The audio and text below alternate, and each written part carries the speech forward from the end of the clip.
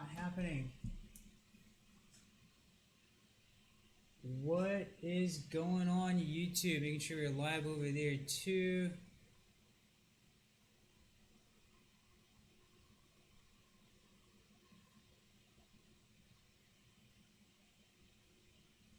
All right, looks like we're on. We're live.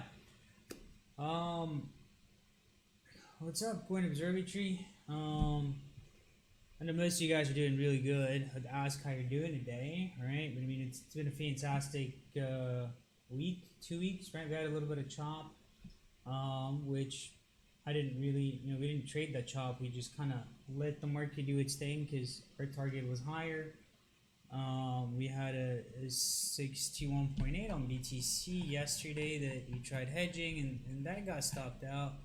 And now, we're heading higher, right? Originally, I was targeting the 61.8 on the smaller move, which was at 78 or 8,000, depending on the chart. 78 on XBT, 8,000 on Coinbase. And we totally shot above that. We shot straight through it, right? Which is fantastic. Where does that leave us? I don't think 78.6s are reliable, especially in this kind of situation. And we're just above the 50 on the longer term correction, right? So taking this swing high and the latter swing low. And I was talking about these targets, last week. This is the first time I bring this up. And we're targeting the 61 from down here. It's crazy when you get to these targets and these levels, and you're like, oh my god, like yeah, like this is how you read the market. All right, I'm gonna just check on the chats. All right, no questions. So that's my next area of interest to take a hedge, right, for a possibility of a correction. I'm going to try to stay out of chop as much as possible. You guys are following me. You saw the benefit of that, right? We didn't lose much. We hedged a little, got stopped, but then the big candle came, and it was fantastic. More interestingly, ETH, where ETH is today, it is where Bitcoin was as I was trying to go to sleep around 3 a.m. yesterday, and it just wasn't happening. So we got like two sets of fibs here. The smaller fib, which is the 61.8, is at 214. Then the larger fib is the one of interest because we're above 214. The next target's going to be 260, right? And that's what I'm looking at ETH USD. Hey, Paris. That's essentially what I'm looking at on ETH USD. And getting a frame. There we go. So, yeah, there was a rising wedge. I'm sure some people were shorted. We had a little hedge here, then let it run. We got close to 215 today, and I said, let's hedge it. As we were at like 213, then we got closer and I said, let's not hedge it because I believe it's going to follow BTC, right? Whenever you're trading related assets, you see what the first one did, and you're like, yeah, well, the first one did this, then the likelihood of the correlating asset or related asset class to do the same thing is going to be pretty high, right? And you start trading indices and stocks, and it's just like the trend, right? And the trend's our friend right now. The trend's up, and until it gets to 61.8, there's really no reason to do anything, in my opinion. I will look at Ether Classic. Let me cover the charts I want to cover, and then we'll look over Ether Classic. Next up is the S&P. My target was hit today. My target was 292. Why would I be targeting? Bam! Look at that. I didn't even have to draw it. It just automatically appeared, right? So that's a 61.8, right? 292, 293. It's actually a little bit above it, and I'm not sure if it's gonna do what BTC and Ether did, but it does have that possibility, right? And people might say, oh, it's a rising wedge. What happened to the Ether wedge, right? It just destroyed bears. It like invited them to short, it faked a dump as support, and then it took off. Should have my extended hours on. It's the daily, it should show me anyway. So let's go like in a 240, see what's going on here. Not quite wedging. The intraday has a wedge in it, right? So I mean, we could run higher. The market closed This is after close at 295. Let's look at this futures right now. The futures is where the intraday wedge is, and it just, I think it's very trapping too, right? Yeah, I was kind of looking at this area, potentially taking a hedge, but we're above the 61.8. It's doing what Ether's doing now. A lot of people are in disbelief, right? And they're like, oh, it's bear market, it's doom, this is world worse than the global financial crisis. Guys, I mean, but when you're here, right? Where's my inverse head and shoulders?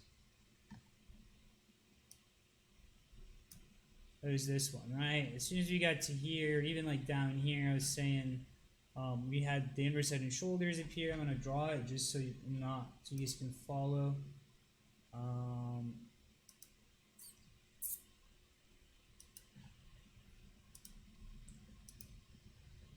So it's our left shoulder, our head, our right shoulder. Then we had another visit down here.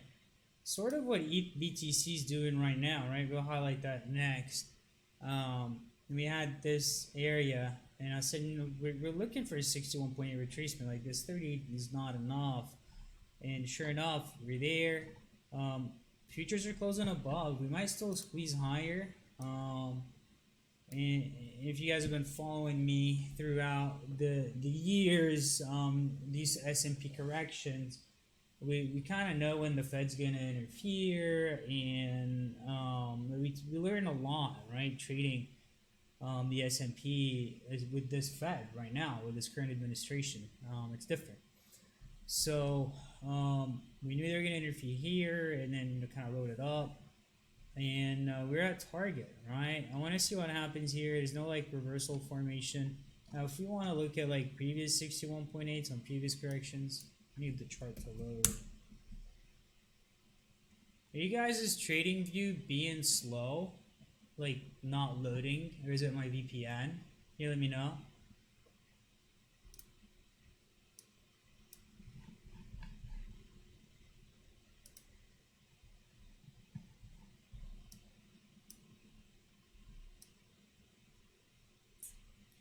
Right, so we look at one of these, which was also a liquidity grab. I mean, I thought it was bear market going down to zero back here, right? And I remained short. And I was short from over here, right? And then shorted again, I was really bearish, but the Fed taught me a valuable lesson in like December, you know, Christmas Eve going into January, and then even down here.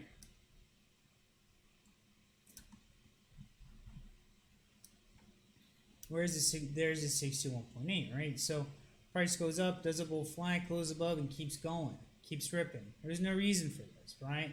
And you know, I suspect something similar might happen. If you guys remember my Medium publication in December, let's see if I can pop that over. There we go. So if you guys remember my Medium publication in December, I was saying that the S&P is going to correct, right? In December of this year, of 2019. I was saying the S&P is going to correct. It's going to be vicious. Bitcoin is likely going to correct with it, and then we're going to see a massive lift off, right? And I'll go over that publication, but I think that correction, you know, should be done. I'm not going to saying we're going to go back into blow off mode, but I mean, some earnings are announced today. Like Microsoft's earnings are up. We did have some calls on Microsoft. I don't think it's too late for the Microsoft trade, right? I think it's. I'm not adding because I added on the dip. This was like my third, fourth entry. Started here, added here. Now, you know, I'm targeting 207. Right? And you're like, that's crazy. But then we look at other assets, right, that are somewhat tech, not quite tech, but Shopify. Shopify did the exact same thing. It's just on a different scale. So let's look at Shop. And I'm gonna hop back into ETH BTC, so I'm not spending too much time on traditional. Right? And look at Shopify. Right? I mean, Just a little slingshot, liquidity grab, slingshot, boom, back into the uptrend. So I'm expecting a little move like this, especially with earnings being up, I think 11% above forecast. All right, going into ETH BTC, which is my biggest position on margin right now, and it's starting to give me doubts, right? Like, am I not, am I seeing something that shouldn't be there? But when in doubt, right? And that's when you kind of add, and I just added again because we're retesting the trend line on this big 3-day wedge. Right, we broke through it. I'd like to see a big move, right? I mean, of course, there's levels on the way up, right? There's going to be a 61.8, which is 0.036. When we still got to get out of, you got to get above a 38.2, right? I mean, you're still here, but this seemed like a good ad, right? On the 3-day chart, it's retesting. On the, let's do like an hourly. The hourly is doing something similar, and that's my 3-day trend line, right? So the confusion right now in my mind is this a broadening top, or is this a ascending triangle that's inverse? And if you want to argue about it, I can recommend a good book that highlights a reverse ascending triangle, right? So I feel like a broadening top would have had higher highs, consecutive higher highs. This one is more like a reverse ascending, and we are at support. And long in here would be essentially what we did with Ether on spot, on ETH/USD around the dump. All right. I drew this trend line. I'm like, I see it. This is support. It was like 98 bucks.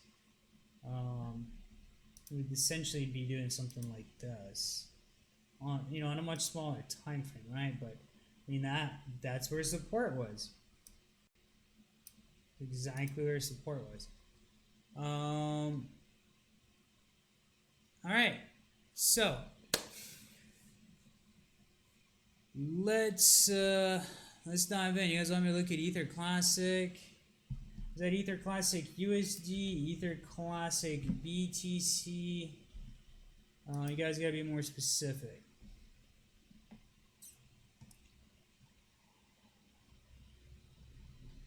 It's sort of following ETH, but it's not as bullish, right?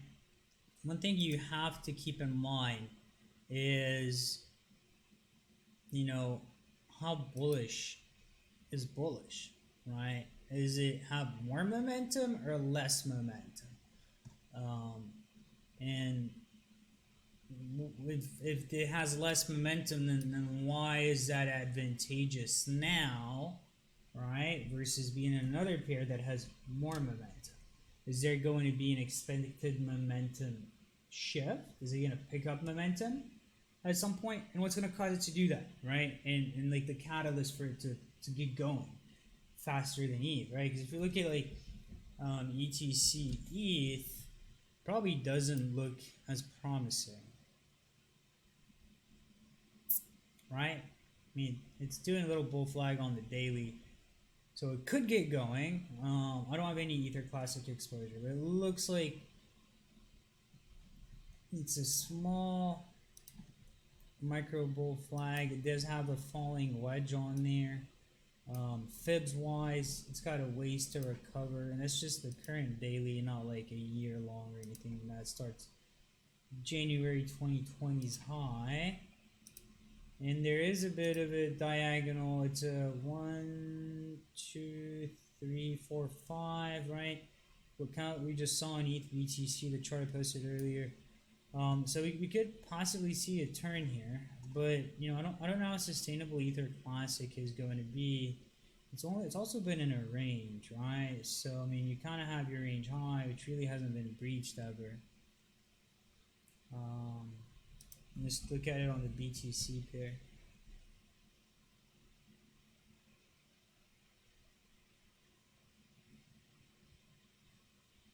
Man, that's a long ways up. Might not make it, you know?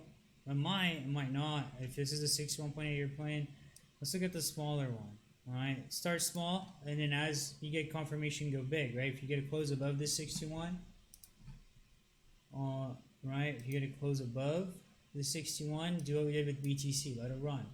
And then your next rejection is going to be at the 046 and so forth. Just ride the levels that we always use. All right. XLM, it's at 786. Let me go ahead and cover JPY USD. Whoa, you guys are throwing some interesting suggestions here. Now, you know I don't do Forex. I don't do this. We gotta bust out the toolkit, right? We gotta start with Phantom. I have not looked at this chart. I mean, hey, you have Phantom, right? You know what's gonna happen. Problem is, I don't know how much money Japan's printing. I know the Fed is really firing up the printer. And a lot of the stuff's geopolitical, right? Is what moves these, the catalysts, and I'm not in tune with them, so I can't give you like any background on anything except for who's printing more and who's printing less. But based on the daily, right? I mean, Phantom has not been deceiving on this pair, right? We had a long, a short, and a long. Phantom would have crushed it. And then you had a like a hedge, nothing, hedge, long. You'd still be long if you're using Phantom. This looks like long, so potentially the potential for an up move to the top band, 4%. So okay, that's the daily. Let me go into the 4 hours. So the daily's bullish.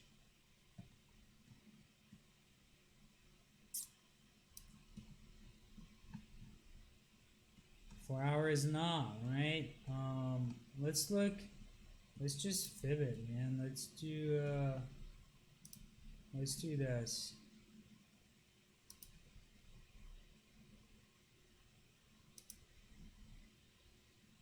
Rejected here, right? So don't just like long. Wait for it to hit support. It's gonna be closer to 38.2 and so forth. Maybe you can catch it down here for the up break.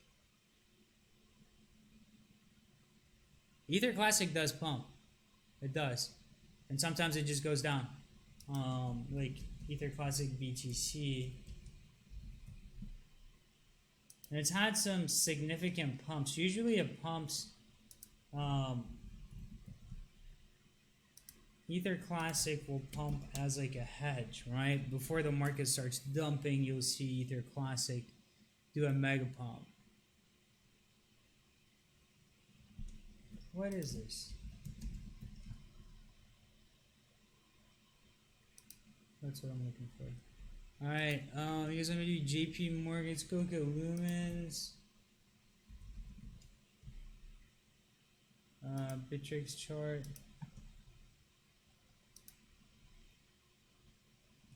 And one thing is, I haven't signaled a lot of alts, right? Because I'm expecting a BTC run. So I mean, you could be doing something like this where it goes lower. And yeah, so it's like de-risking alts right now, right? And on the BTC chart, I don't know, I think liquidity is lower, right? I really think liquidity on here, it looks like it's lower than price. It doesn't really comply with Phantom well. It kind of does its own thing.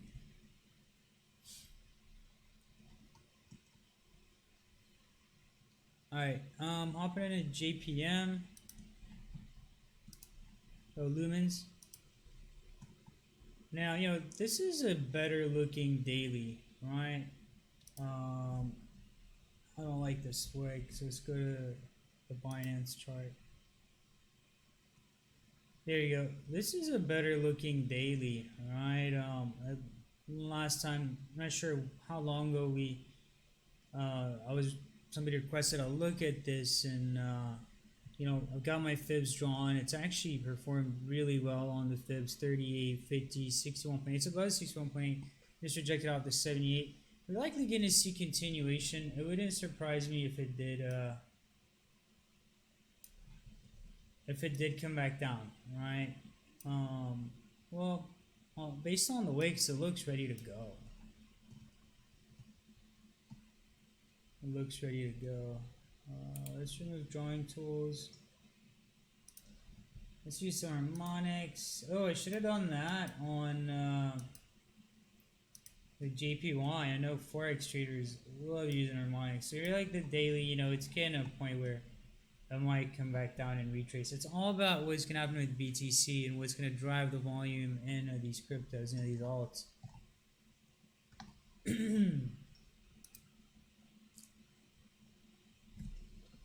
JPM, I don't trade like bank stocks, man.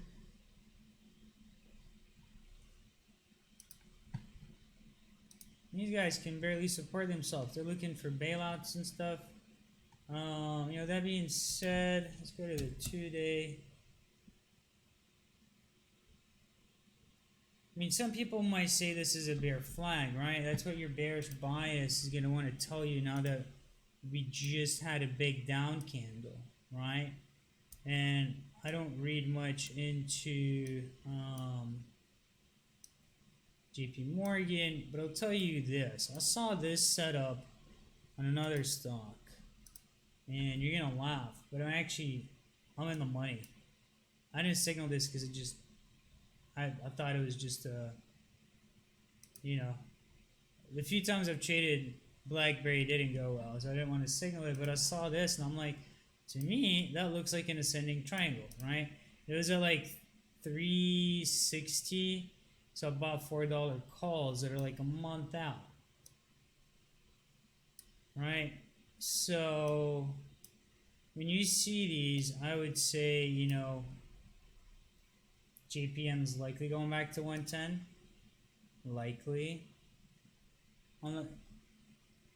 But I wouldn't trade it personally. I think there's better, you know, like things like Microsoft and Tesla that were blowing off, that were mooning before COVID hit. Those are the interesting stocks, right? Because they were flying. And, I mean, you scroll through to the moon and scroll back to before COVID, and you'll see, like, Crypto God, one of our analysts, he'd buy calls for like $20, and a week later like $2,000 on Tesla, right? So I mean, you want to be in those kinds of positions that where momentum's going to take you up, and you're not going to wait for the option to expire. All right, looking at this, Disney was booming, right? I mean, yeah, look at that. It's the same setup, right? It is the same setup. Let's go to the daily. I'm going to try to get a good swing. I know Disney just launched Disney Plus, and they charge for it, and they do the streaming. It kind of looks like BTC, really. And they do like the streaming, and I signed up for the trial because I wanted to watch one movie, right? Just being real. What was it I watched? Togo. It's about a dog. I love dogs, so... yeah, so they're doing new things to increase revenues. They're trying to compete with like Netflix and you know, the competitive way to reach people because people are home. And now, you can't even go to the theater unless you're in Texas, and you can take like 25% of your family if you got a real big family. So, yeah, I think 124 likely. I mean, that is something that I would trade. I want to dip. Where's my So that's something that I would trade, right? I'd wait for a dip and I'd buy 124, 125 calls that are 6 weeks out and see what happens. So Derek, the only reason I look at BlackBerry is that's on my Robinhood, is somebody signed up with my sign up link and they gave me a Robinhood stock, and I haven't done anything with it because it's like $4, right? Like, am I gonna sell it?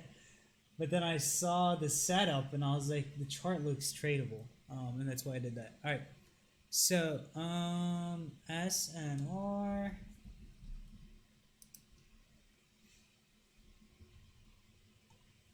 Boom. I mean, everything looks reboundy, right? New senior investment group. What are these guys investing?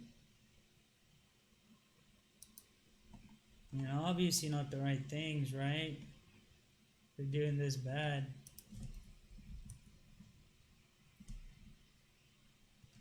I don't know anything about this. Anything about this company, right? All I know is the chart. I don't know, man. Trade that at your own risk. I wouldn't touch it unless you have some good information. All right, Visa.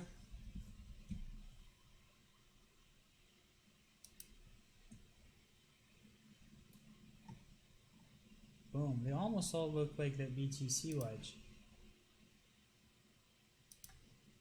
61.8 everything, guys. 61.8 is in season, right? What do we expect? This is gonna hit 183, and then that would be the area. If it comes back down, right, you know, that's where buying the pullback would be optimal. If it keeps going up, don't FOMO. Try not to FOMO. There's no reason to. Yeah, I don't know what they're diversified in. If they're in nursing homes, like, they're gonna need everybody to age really fast because nursing homes are gonna be empty soon. OLED.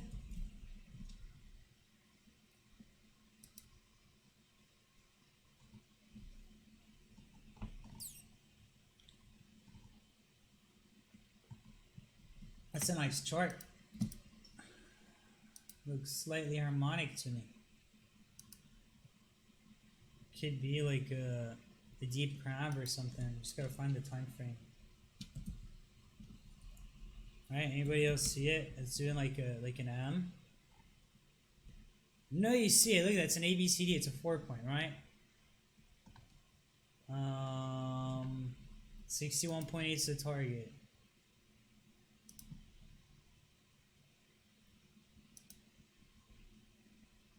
$177.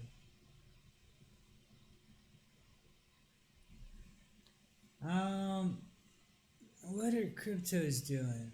They're going up. Ether, BTC, they're up there. I'm just looking over here. You guys any questions, right? Any questions for me? I know these streams have been short and sweet, right? Because I can't really complicate a simple market that's going to the same target. That's called unison, right? We did see a lot of unison in altcoins, you know, 2017. You know, that term was, I was throwing that term left and right back then. This time around, you know, I think it's the stock market. I really think it is. So, God, that was a real nice catch. That was a fluke. Some good signals on midlines. Give me 360.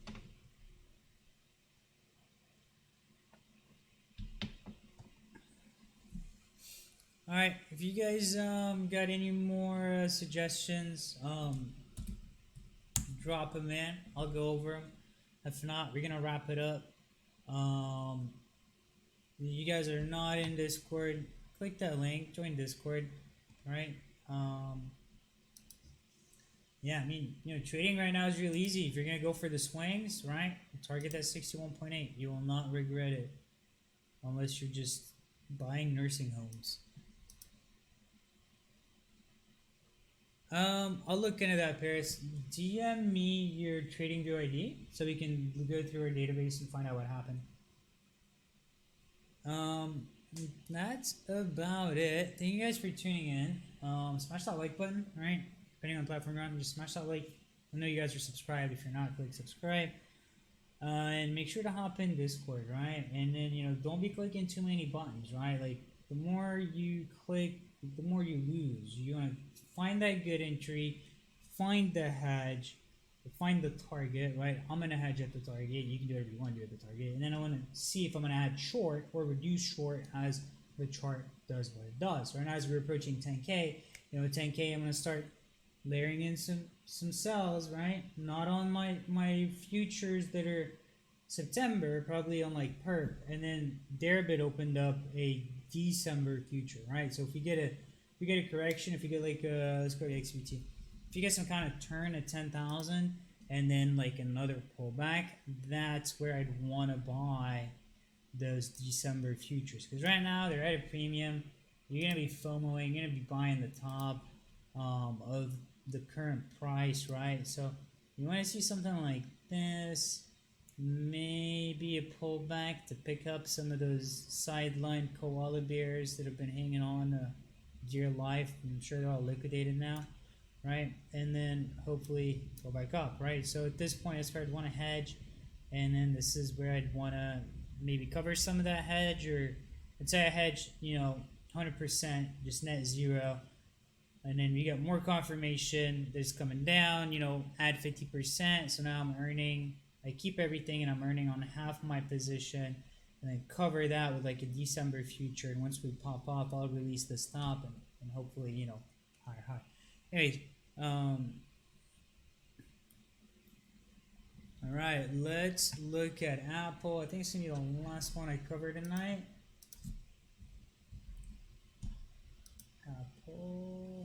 Apple was flying too, right? Eyeballing it, that's a 61.8.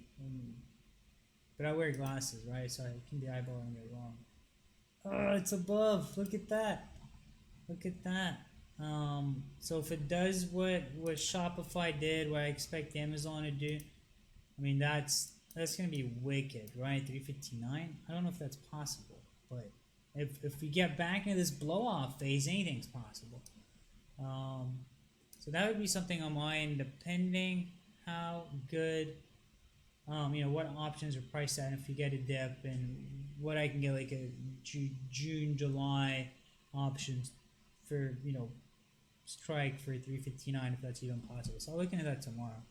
All right, that about wraps it up. Thank you all for tuning in. Make sure you're in Discord. Just sit on your hands and make that leverage money until we hit our target, right? I mean, that's all I can say.